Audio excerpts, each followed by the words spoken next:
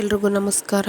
ನಾನು ಈ ವಿಡಿಯೋದಲ್ಲಿ ಇಲ್ಲಿ ಕಾಣಿಸ್ತಿರೋ ಡಿಸೈನ್ನ ಯಾವ ಥರ ಹಾಕೋದಂತ ಈ ವಿಡಿಯೋದಲ್ಲಿ ತೋರಿಸ್ತೀನಿ ನೋಡಿ. ಆ್ಯಕ್ಚುಲಿ ಇದು ಒಂದು ಡಿಸೈನ್ನ ರಿಪೀಟ್ ಮಾಡಿ ಹಾಕಿದ್ದಾರೆ. ಆ ಒಂದು ಡಿಸೈನ್ನ ನಾನು ಈ ಥರ ಪೇಪರ್ ಮೇಲೆ ಬರ್ಕೊಂಡು ಅದು ಕ್ಲಾತ್ ಮೇಲೆ ಮಾರ್ಕ್ ಮಾಡ್ಕೊಂಡು ಯಾವ ಥರ ಹಾಕೋದಂತ ತೋರಿಸ್ತೀನಿ ನೋಡಿ. ಆ್ಯಕ್ಚುಲಿ ಇದನ್ನು ಪೇಪರ್ ಕಾಪಿ ಅದರಲ್ಲಿ ಪೇಪರ್ ಮೇಲೆ ಬರ್ಕೊಂಡಿದ್ದೀನಿ ನೋಡಿ. ಮತ್ತು ಸೈಜ್ ವೇರಿಯೇಷನ್ ಆಗಬಾರ್ದಲ್ವ, ಅದಕ್ಕೋಸ್ಕರ ಒಂದೇ ಸೈಜೇ ಸಿಗಬೇಕಂತ ನಾನು ಆ ಥರ ಪೇಪರ್ ಕಾಪಿ ಇದರಲ್ಲಿ ಬರ್ಕೊಂಡಿದ್ದೀನಿ ನೋಡಿ. ಇದನ್ನ ಈ ಥರ ಕ್ಲಾತ್ ಕೆಳಗಡೆ ಇಟ್ಟು ಮಾರ್ಕ್ ಮಾಡ್ಕೊತಾ ಇದ್ದೀನಿ ನೋಡಿ. ಇದು ಎಕ್ಸ್ಟ್ರಾ ಕ್ಲಾತ್, ಅದಕ್ಕೋಸ್ಕರ ಪೆನ್ನಲ್ಲೇ ಮಾರ್ಕ್ ಮಾಡ್ತಾಯಿದ್ದೀನಿ. ಮೇನ್ ಕ್ಲಾತ್ ಅದೇ ಬಟ್ಟೆ ಮಾರ್ಕರಲ್ಲೇ ಮಾರ್ಕ್ ಮಾಡ್ತೀನಿ ನೋಡಿ. ತುಂಬ ಈಸಿಯಾಗಿ ಮಾರ್ಕ್ ಮಾಡ್ಬೋದು. ಡಿಸೈನು ಅಷ್ಟೇ ತುಂಬ ಚೆನ್ನಾಗಿದೆ ನೋಡಿ.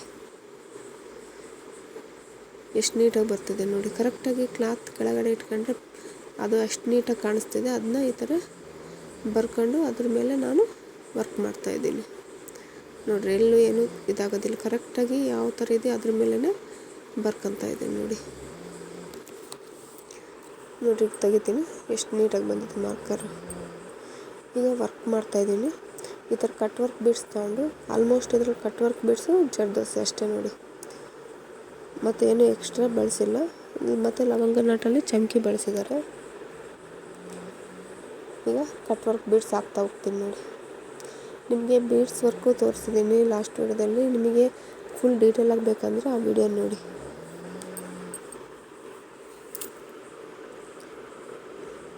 ನೋಡಿರಿ ಎಷ್ಟು ನೀಟಾಗಿ ಬರ್ತಿದೆ ಡಿಸೈನ್. ಮಾತ್ರ ತುಂಬ ಕರೆಕ್ಟಾಗಿ ಮಾರ್ಕ್ ಯಾವ ಥರ ಮಾಡಿನೋ ಅದ್ರ ಮೇಲೇ ಹಾಕ್ಕೊಂತ ಹೋಗಿ, ಏನೂ ತೊಂದರೆ ಆಗೋದಿಲ್ಲ. ಕರೆಕ್ಟಾಗಿ ಬರುತ್ತೆ ಡಿಸೈನು.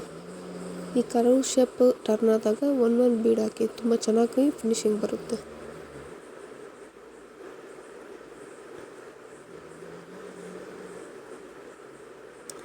ನೋಡಿರಿ ಕಟ್ ವರ್ಕ್ ಬೀಡ್ಸ್ ಹಾಕ್ಬೇಕಾದ್ರೆ ಒಂದೊಂದೇ ಹಾಕ್ತಾಯಿದ್ದೀನಿ.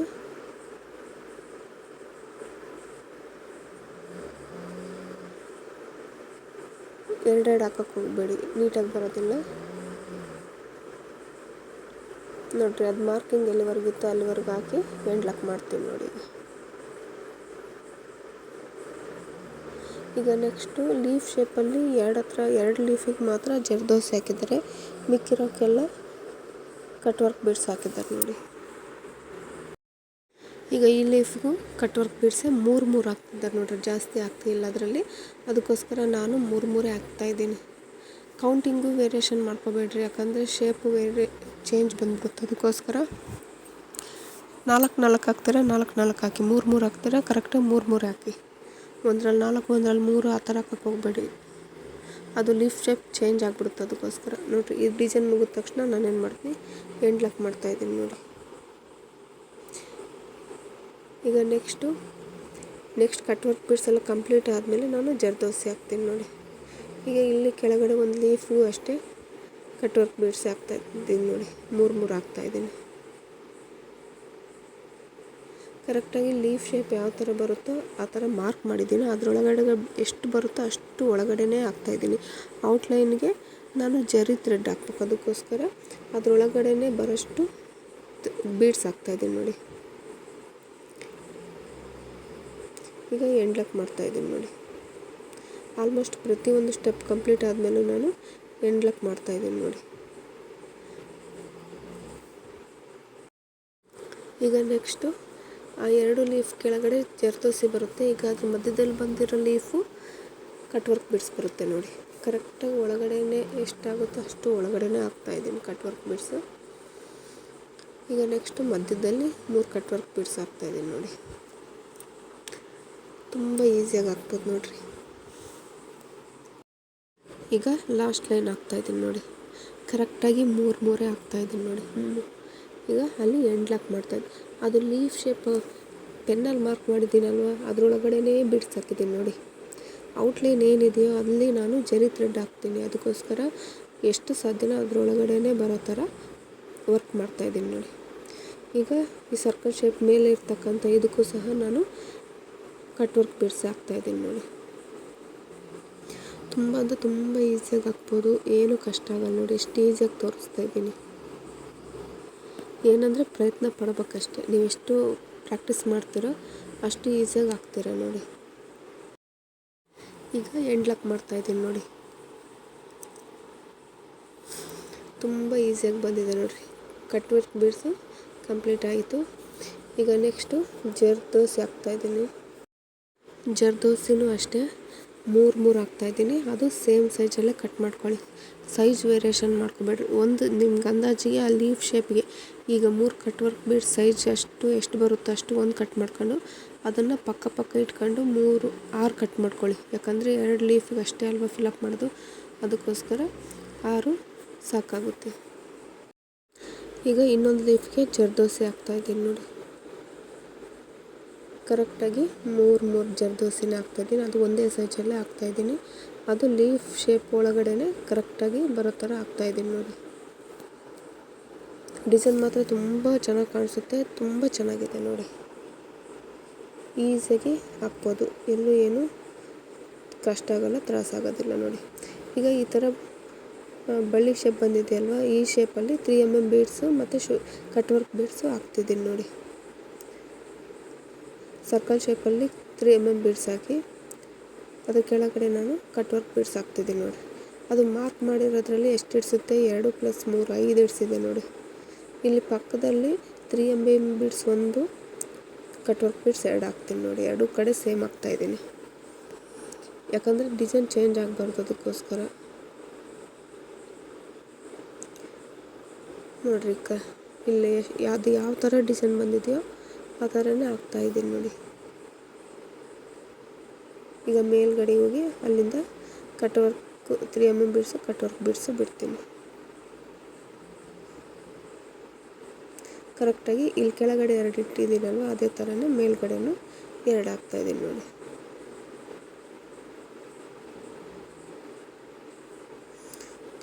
ತುಂಬ ಚೆನ್ನಾಗಿ ಹಾಕ್ಬೋದು ನೋಡಿರಿ. ಡಿಸೈನ್ ಮಾತ್ರ ಕರೆಕ್ಟಾಗಿ ನೀಟಾಗಿ ನಾನು ಏನು ಹೇಳಿರ್ತೀನಿ ಅದನ್ನು ಕರೆಕ್ಟಾಗಿ ಫಾಲೋ ಮಾಡಿ. ಇವಾಗ ಆ ಕಡೆ ಸೈಡಲ್ಲಿ ಕೆಳಗಡೆ ಸೈಡಲ್ಲಿ ಹಾಕ್ತಾಯಿದ್ದೀನಿ ನೋಡಿ.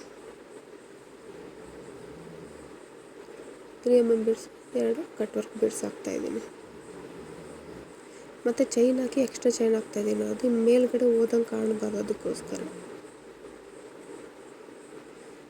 ನಾನು ಕಟ್ ವರ್ಕ್ ಬೀಡ್ಸ್ನ ಲೋಡಿಂಗ್ ಮಾಡ್ಕೊಂಡು 3 mm ಬೀಡ್ಸು ಯಾವಾಗ ಬೇಕಾವಾಗ ಲೋಡಿಂಗ್ ಮಾಡ್ಕೊತಾ ಇದ್ದೀನಿ ನೋಡಿ. ಅಷ್ಟೇ, ಎಲ್ಲವನ್ನು ಒಂದೇ ಸಲ ಕೌಂಟ್ ಮಾಡಿ ಲೋಡಿಂಗ್ ಮಾಡ್ಕೊಂಡಿಲ್ಲ, ಕನ್ಫ್ಯೂಸ್ ಆಗಿಬಿಡುತ್ತೆ. ಅದಕ್ಕೋಸ್ಕರ ಯಾವಾಗ ಡಿಸೈನ್ ಬರುತ್ತೋ ಆವಾಗ ನಾನು 3 mm ಬೀಡ್ಸ್ನ ಲೋಡಿಂಗ್ ಮಾಡ್ಕೊತೀನಿ.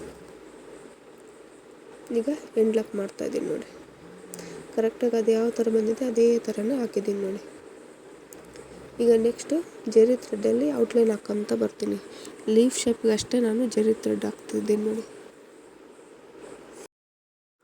ತುಂಬ ಸುಲಭವಾಗಿ ಹಾಕ್ಬೋದು ನೋಡಿರಿ ಜರಿ ಥ್ರೆಡ್ ಚೈನ್ ಸ್ಟಿಚ್ ಯಾವ ಥರ ಹಾಕೋದಂತಲೂ ನಾನು ಲಾಸ್ಟ್ ವೀಡಿಯೋದಲ್ಲಿ ಫುಲ್ ಡೀಟೇಲಾಗಿ ತೋರಿಸಿದ್ದೀನಿ ನೋಡಿರಿ. ನಿಮ್ಗೆ ಯಾರಿಗಾದ್ರೂ ಬೇಕಂದರೆ ಆ ವಿಡಿಯೋನ ನೋಡಿ.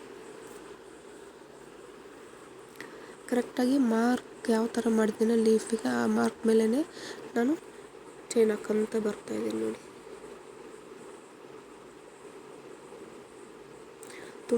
ತುಂಬ ಚೆನ್ನಾಗಿ ಬಂದಿದೆ ಡಿಸೈನ್ ಮಾತ್ರ.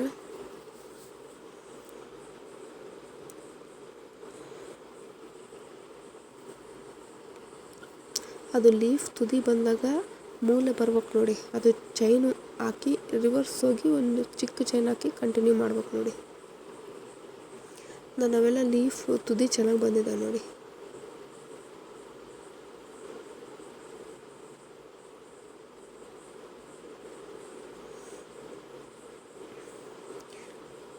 ಎಷ್ಟು ನೀಟಾಗಿ ಬರ್ತಿದೆ ನೋಡಿರಿ ಡಿಸೈನು. ಕರೆಕ್ಟಾಗಿ ಆ ಲೀಫ್ ಮಾರ್ಕಿಂಗ್ ಯಾವ ಥರ ಇದೆ ಅದರ ಮೂಲಕನೇ ಹಾಕ್ಕೊಂತ ಬರ್ತಾಯಿದ್ದೀನಿ.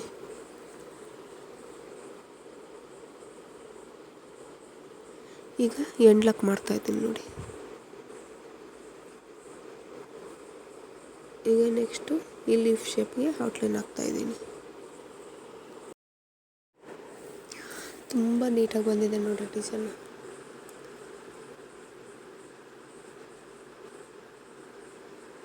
ಅದ್ರ ಸುತ್ತಲೂ ಕರೆಕ್ಟಾಗಿ ಚೈನ್ ಸ್ಟಿಚ್ ಹಾಕ್ತಾಯಿದ್ದೀನಿ ನೋಡಿ. ಆಲ್ಮೋಸ್ಟ್ ಲೀಫ್ ಶೇಪ್ ಔಟ್ಲೈನು ಸ್ವಲ್ಪ ಚಿಕ್ಕ ಚೈನ್ ಹಾಕಿ ಲಾಂಗ್ ಹಾಕಕ್ಕೆ ಹೋಗಬೇಡಿ. ಇವಾಗ ಸ್ಟ್ರೈಟ್ ಲೈನ್ ಆದರೆ ಲಾಂಗ್ ಹಾಕಿದ್ರೂ ಏನು ಅನ್ಸೋದಿಲ್ಲ, ಕಾಣೋದಿಲ್ಲ. ಬಟ್ ಈ ಲೀಫ್ ಶೇಪ್ಗೆ ತುಂಬ ಚಿಕ್ಕ ಚೈನ್ ಹಾಕಂತ ಬರ್ಬೇಕು ನೋಡಿ. ಈಗ ಎಂಡ್ ಲಾಕ್ ಮಾಡಿದ್ದೀನಿ. ಈಗ ಮೇಲ್ಗಡೆ ಇರೋ ಲೀಫಿಗೆ ಚೈನ್ ಸ್ಟಿಚ್ ಹಾಕಂತ ಬರ್ತಾಯಿದ್ದೀನಿ ನೋಡಿ.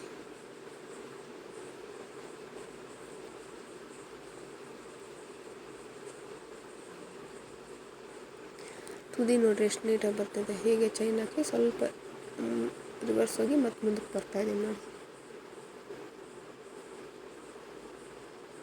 ಆದಷ್ಟು ಚಿಕ್ಕ ಚೈನೇ ಹಾಕಿ ನೋಡಿರಿ. ಲೀಫ್ ಕರೆಕ್ಟಾಗಿ ಬಂದಿದೆ ನೋಡಿರಿ ಡಿಸೈನ್.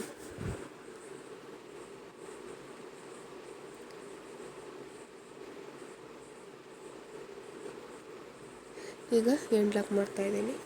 ಈಗ ಡಿಸೈನ್ ಪೂರ್ತಿ ಕಂಪ್ಲೀಟ್ ಆಯ್ತು ನೋಡಿರಿ. ಈಗ ನಾನು ಮಧ್ಯದಲ್ಲಿ ಲವಂಗ ನಾಟ ಹಾಕ್ತಾಯಿದ್ದೀನಿ. ಸೆಂಟ್ರಲ್ಲಿ 3mm ಬೀಡ್ಸ್ ಹಾಕಿ ಅದ್ರ ಸುತ್ತ ಲವಂಗ ನಾಟ ಹಾಕ್ತಾಯಿದ್ದೀನಿ. ಅದು ಚಮಕಿ ಬಳಸಿ ಹಾಕ್ತಾಯಿದ್ದೀನಿ ನೋಡಿ. ತುಂಬ ಅಂದರೆ ತುಂಬ ಚೆನ್ನಾಗಿ ಬಂದಿದೆ ಡಿಸೈನು. ಈಸಿಯಾಗಿ ಹಾಕ್ಬೋದು ನೋಡಿರಿ. ಈಗ ಸೂಜಿ ದಾರ ತೊಗೊಂಡು ಹಾಕ್ತಾಯಿದ್ದೀನಿ ನೋಡಿ. ಆ ದಾರನ 6+6 12 ಎಳೆ ತೊಗೊಂಡಿದ್ದೀನಿ ನೋಡಿರಿ. ಚಮಕಿಯಿಂದ ಸುಳಿ ಸುತ್ತಿ ಈ ಥರ ಅದ್ರ ಮೇಲೆ ಬಿಟ್ಟು ಲಾಕ್ ಮಾಡ್ತಾಯಿದ್ದೀನಿ ನೋಡಿ. ತುಂಬ ಅಂದರೆ ತುಂಬ ಚೆನ್ನಾಗಿ ಬರುತ್ತೆ. ನಿಮಗೆ ಲವಂಗ ನಟ್ ಯಾವ ಥರ ಹಾಕೋದಂತಲೂ ನಾನು ಪೂರ್ತಿ ಡೀಟೇಲ್ನು ತೋರಿಸಿದ್ದೀನಿ ನೋಡಿ. ಲವಂಗ ನಟ್ ಯಾವ ಥರ ಹಾಕೋದಂತಲೂ ಲಾಸ್ಟ್ ವಿಡಿಯೋದಲ್ಲೂ ತೋರಿಸಿದ್ದೀನಿ, ಇದರಲ್ಲೂ ತೋರಿಸ್ತಾ ಇದ್ದೀನಿ ನೋಡಿ. ದಾರನ ಕೆಳಗಡೆಯಿಂದ ಮೇಲ್ಗಡೆ ಎಳ್ಕೊಂಡು ಒಂದು ಸುಳಿ ಸುತ್ಕೊಂಡು ಆ ಚಮಕಿ ಒಳಗಡೆಯಿಂದಲೇ ಹಾಕ್ತಾಯಿದ್ದೀನಿ ನೋಡಿ. ಸೂಜಿ ಕೆಳಗಡೆಯಿಂದ ಈ ಥರ ಥ್ರೆಡ್ನ ಸುತ್ತಕೊಂಡು ಅಲ್ಲಿ ಚಮಕಿ ಒಳಗಡೆ ಸೂಜಿ ಹಾಕಿ ಅದು ಕ್ಲಾತ್ ಒಳಗಡೆ ಹಾಕಿದರೆ ಈ ಥರ ಬರುತ್ತೆ ನೋಡಿ. ತುಂಬ ಚೆನ್ನಾಗಿ ಬರ್ತಿದೆ. ಆ ಸರ್ಕಲ್ ಹಾಕಿರೋದ್ರ ಒಳಗಡೆನೇ ಬರ್ಬೇಕು ನೋಡಿರಿ ಡಿಸೈನು. ಮಾರ್ಕಿಂಗು ಮಿಸ್ ಮಾಡ್ಕೊಳಕ್ಕೆ ಹೋಗ್ಬೇಡ್ರಿ, ನೀಟಾಗಿ ಕರೆಕ್ಟಾಗಿ ಹಾಕಿ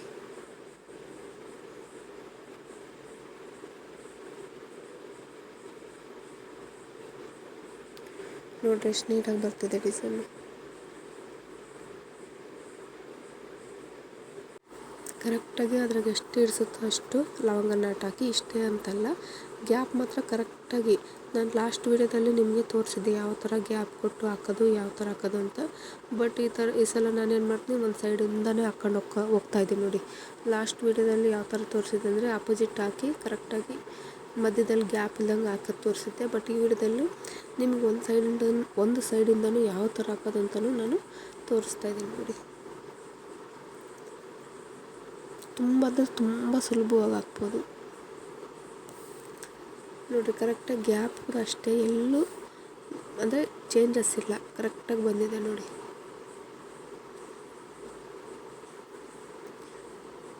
ಸ್ವಲ್ಪ ಚಿಕ್ಕ ಸೈಜೇ ಹಾಕ್ತಾಯಿದ್ದೀನಿ, ಯಾಕಂದರೆ ಸರ್ಕಲ್ ಒಳಗಡೆನೇ ಬರ್ಬೇಕಲ್ವ, ಅದಕ್ಕೋಸ್ಕರ.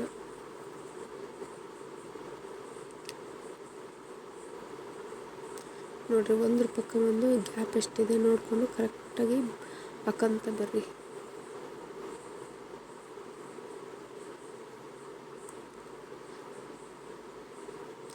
ಆ ನೀಡ್ಲು ಕೂಡ ಸೆಂಟ್ರಲ್ಲಿ ಯಾವ ಥರ ತಗೋಬೇಕಂತಲೂ ನಾನು ಲಾಸ್ಟ್ ವಿಡಿಯೋದಲ್ಲಿ ತೋರಿಸಿದ್ದೀನಿ.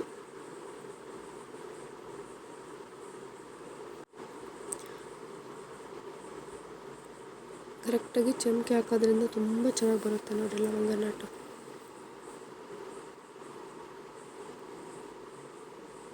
ನಿಮ್ಗೇನಾದರೂ ಸ್ವಲ್ಪ ಎಡವಟ್ಟಾಯಿತು, ಲವಂಗ ನಾಟು ಸರಿಯಾಗಿ ಬರಲಿಲ್ಲ ಅಂದರೆ ರಿವರ್ಸ್ ತೊಗೊಂಬಿಡಿ.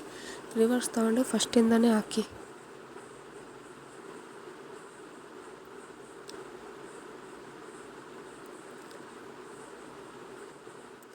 ನೋಡಿರಿ ಕರೆಕ್ಟ್. ಈಗ ಇನ್ನೂ 3 ಇಡಿಸುತ್ತೆ ನೋಡಿ ಅಷ್ಟೇ. ನೀವು ನೆಕ್ಸ್ಟು ಇಡಿಸೋದ್ರೂ ಅಂದಾಜಿಗೆ ಲೆಕ್ಕ ಹಾಕ್ಕೊಂಡೇ ಹಾಕ್ಕೊಳ್ಳಿ. ಆ 3ಕ್ಕೂ ಎಷ್ಟು ಗ್ಯಾಪ್ ಆಗಬೇಕು, ಎಷ್ಟಾಗುತ್ತೆ, ಎಷ್ಟು ಮಧ್ಯದಲ್ಲಿ ಗ್ಯಾಪ್ ಬಿಡ್ಬೇಕನ್ನೋ ಅಂದಾಜು ಇಟ್ಕೊಂಡು ಹಾಕ್ಕಂತ ಹೋಗಿ.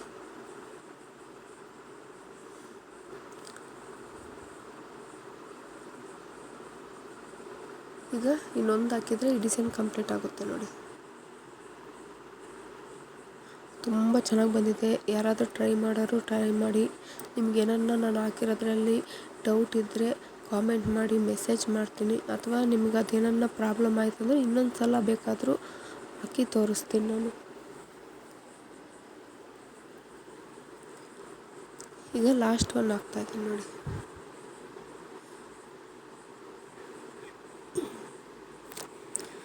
ನೋಡಿರಿ ಎಷ್ಟು ನೀಟಾಗಿ ಬಂದಿದೆ ಡಿಸೈನು. ಈ ಡಿಸೈನ್ ಏನಾದರೂ ನಿಮಗೆ ಇಷ್ಟ ಆದರೆ ವಿಡಿಯೋನ ಲೈಕ್ ಮಾಡಿ, ಶೇರ್ ಮಾಡಿ, ಸಬ್ಸ್ಕ್ರೈಬ್ ಮಾಡಿ. ಧನ್ಯವಾದಗಳು.